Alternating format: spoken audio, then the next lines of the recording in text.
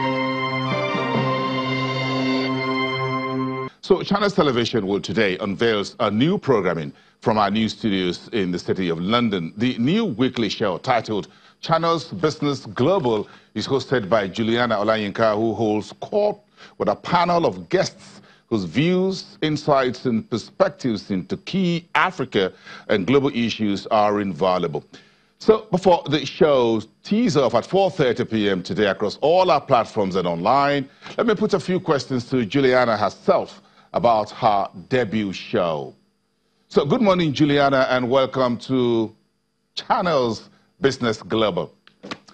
Tell me about your new baby. Good morning, Bosun. Good morning. Tell me about your new baby, will you? Well, she's from the diaspora. Are you christening it? She's British.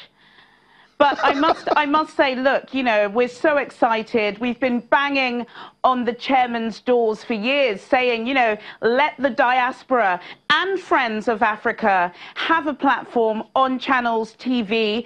And thankfully, we've been granted that, obviously under the close watch of you, our Oga at the top. But look, you know, we've all got opinions on global business stories that predominantly affect the African continent. I must say, you know, I've got to apologize to some of our viewers in advance because we definitely won't be mincing our words. We will try not to offend, but we'll basically be saying it as it is. Today at 4:30, I'm going to be joined by two very prominent guests. One of them is a wealth manager, the other is a political analyst. I don't want to give too much away because we certainly want all of our viewers to be tuned in. But we're definitely excited and we'll get to show off this lovely studio in the centre of London. Yes, very interesting about what needs to be covered. So let's speak about this for about a minute, Juliana, about what are the big issues that are around Africa, global issues that we need to domesticate for the continent, and perhaps some of them, and quite a number of issues of our own that we need to let the world know are happening right here on the continent. And you will be showcasing that, bringing Africa to the world and the world to Africa. Very interesting, Bosun. Of course, I enjoy watching your program. In fact, everybody across the UK who has an interest in Nigeria watches you and Chimmy in the afternoon. But some of the issues that we're concerned about and some of the things we'll be discussing in today's programme are, for example, the foreign influence in Africa. That I must say, of course, I know people within the continent are a little bit concerned, but we certainly from outside are concerned. We know that there's a Russia-Africa, the first Russia-Africa conference taking place in Sochi later this year. We discussed that. We want to know at what cost to Africa is this foreign influence. We want it and we're happy for the direct investment, but we definitely want to be keeping a close eye on that. We discussed that. We're also talking about tourism in today's show. We see that there's an influx of tourism and tourism revenue in southern Africa, in the east of Africa. What about West Africa? You know, when it's not raining in Lagos,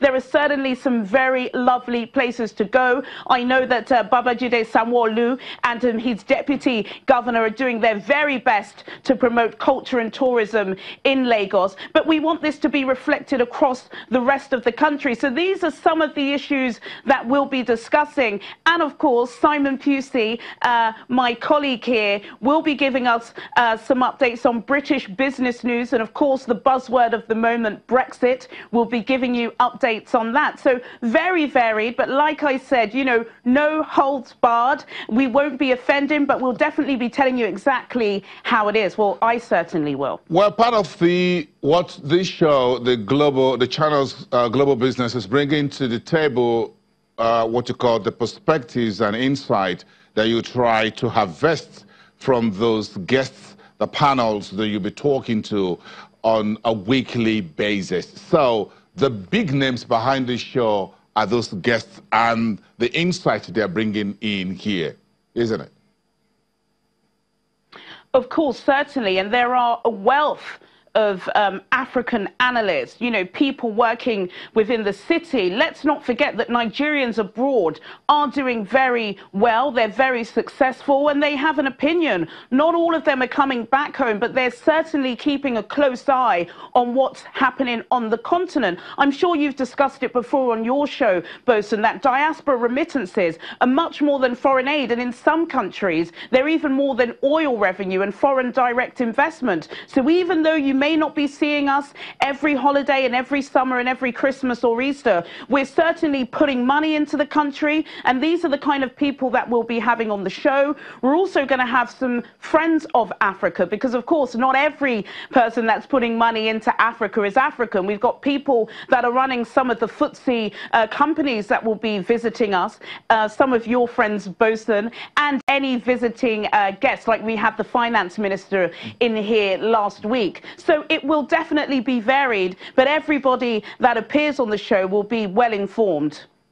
Very interesting. We'll look forward to that. I'm sure you folks spent the last week, 2 or 3 more putting this together. So we say well done to all of you at our London office and studios and facility there, for all the technical team and everyone involved in this. So let me use this opportunity to say thank you very much. And of course, to the chairman, the main Oga at the top, John Momo, for letting this show happen. This is the expansive coverage of not just news, but everything in between here on Nigeria's News Leader. Thank you, Juliana. But just before you step back out of the camera's views, it's been an interesting week on the economic and markets and corporate news front of the UK.